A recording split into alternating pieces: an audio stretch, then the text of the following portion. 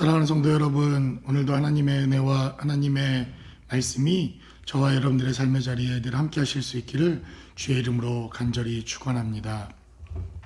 지난 우리가 1월 한 달 동안 성경 통독을 통해서 여러분들이 창세기부터 계시록까지 기록되어져 있는 하나님의 말씀을 모두 통독하고 또 하나님의 말씀에 집중하는 그러한 시간들이었을 것이라고 믿습니다.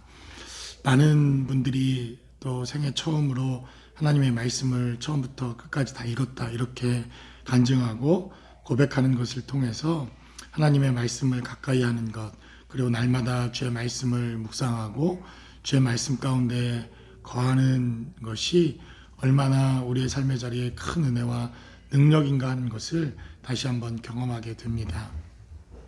다시 우리가 일상의 삶으로 돌아와서 이제 2월 시작되어지는 하나님의 말씀은 마태복음에 기록되어져 있는 하나님의 말씀을 가지고 우리가 함께 말씀을 나누도록 하겠습니다. 특별히 오늘 기록되어져 있는 마태복음 9장 14절로 26절까지 기록되어져 있는 이 하나님의 말씀은 우리가 마태복음의 구조를 잘 이해하는 것이 필요합니다.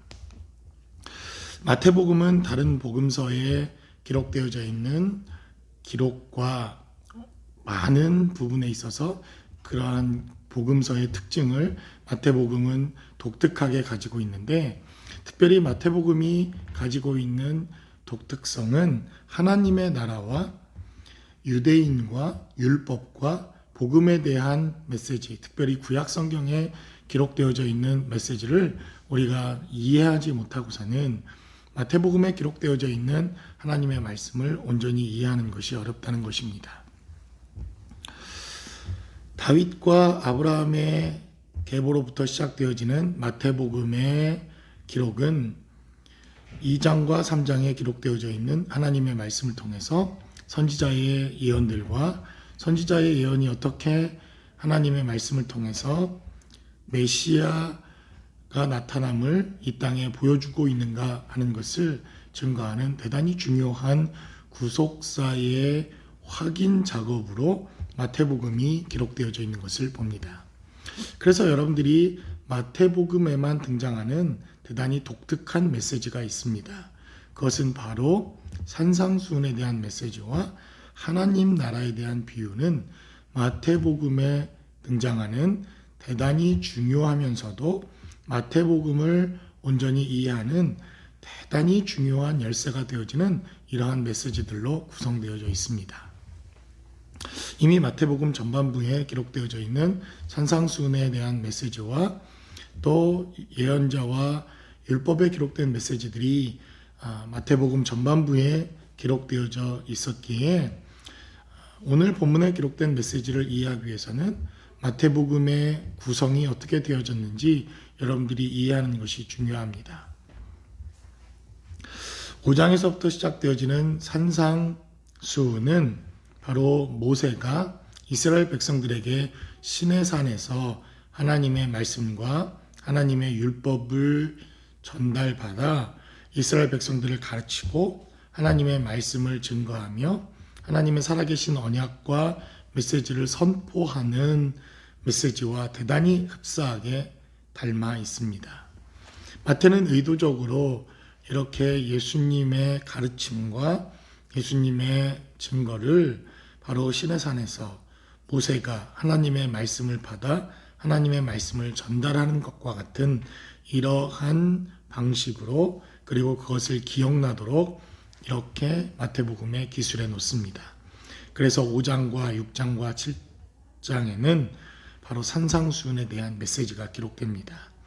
이스라엘 백성들에게 있어서 가장 중요한 사건이 바로 시내산 사건이라고 하는 것을 생각할 때 바로 마태복음의 5장과 6장과 7장의 가르침, 이 산상수훈의 가르침은 복음 중에서도 복음의 핵심이 되어지는 대단히 중요한 메시지입니다. 그러니까 여러분들이 마태복음 9장을 이해하기 위해서는 이미 5장과 6장과 7장에 기록되어져 있는 바로 이 산상수훈을 온전히 다 이해하고 이 메시지를 머릿속에 영혼 속에 담아두고 난 이후 8장과 9장에 기록되어져 있는 하나님의 말씀을 여러분들이 살펴보면 마태복음 8장과 9장의 메시지가 충분히 이해가 될 것입니다. 그래서 바로 5장과 6장, 7장에 기록된 마태복음에서는 하나님의 말씀이 강조됩니다. 말씀이 선포되고 말씀이 가르쳐지고 말씀이 증거되어지고 그 말씀의 선포와 함께 이제 8장과 9장에서는 선포되어진 말씀이 어떻게 우리의 실생활의 삶에서 역동적으로 하나님의 나라를 보여주는가에 대한 메시지가 바로 8장과 9장에 기록됩니다. 그래서 마태복음 8장과 9장에는 귀신이 쫓겨나가고 병자들이 고침을 받고 하나님의 나라가 선포되어지고 악한 영들이 굴복당하는 하나님의 놀라운 역사와 통치에 대한 메시지가 바로 마태복음 8장과 9장에 집중적으로 기록되어져 있는 것을 봅니다. 그러니까 말씀이 있는 곳에 고침이 있고 하나님의 말씀이 있는 곳에 병자들이 낫고 귀신이 떠나가는 이러한 역사가 있다는 것입니다.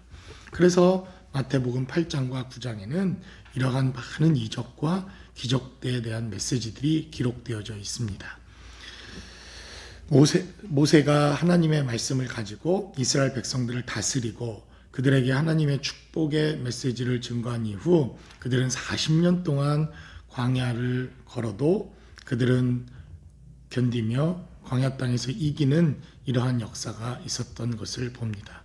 마찬가지로 하나님의 말씀이 바로 증거되어지고 가르쳐지고 난 이후 이스라엘 백성들은 고침을 받고 하나님의 나라를 경험하게 됩니다.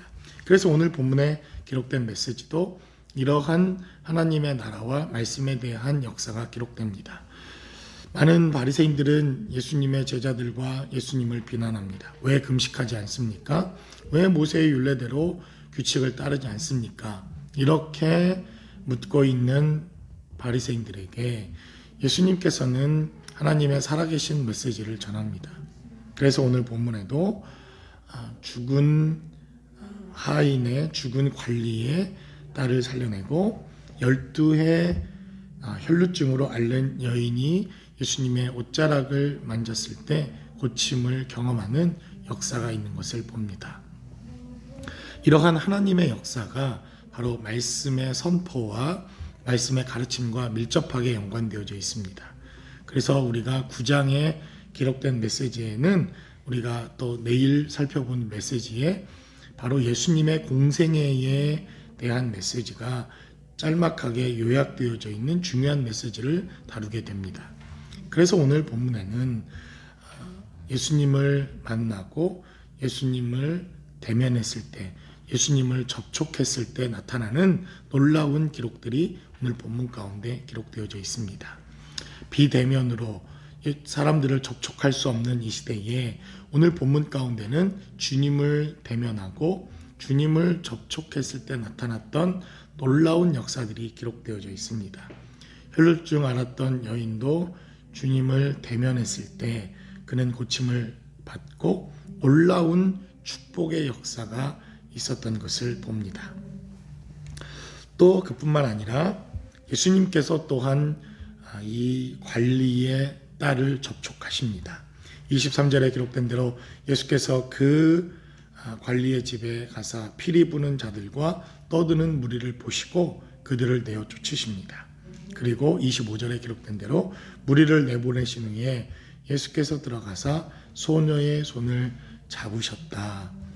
바로 레위기 15장에 금지되어 있는 정결 예시법에 따라 부정하거나 또 민수기 6장에 기록된 나실인의 규례대로라고 한다면 죽은 시체를 가까이 할 수 없는 유대의 법이 있었지만 주님의 대면, 주님의 접촉은 율법을 뛰어넘고 우리의 일상적인 종교적인 의식을 뛰어넘는 생명의 역사였다고 하는 것을 우리는 기억해야 합니다. 그것이 바로 마태복음 9장이 우리에게 보여주고 있는 메시지일 뿐만 아니라 마태복음 전반부에 기록되어져 있는 하나님의 말씀을 통해서 생명의 역사가 이 땅에 어떠한 역사를 보여주고 있는지 자세히 증거하고 있는 대단히 중요한 메시지입니다. 그러므로 저와 여러분들이 오늘도 하나님의 말씀 가운데 거하고 그 말씀이 저와 여러분들의 삶의 자리를 붙드는 놀라운 축복과 생명의 말씀이 되실 수 있기를 주님의 이름으로 간절히 축원합니다.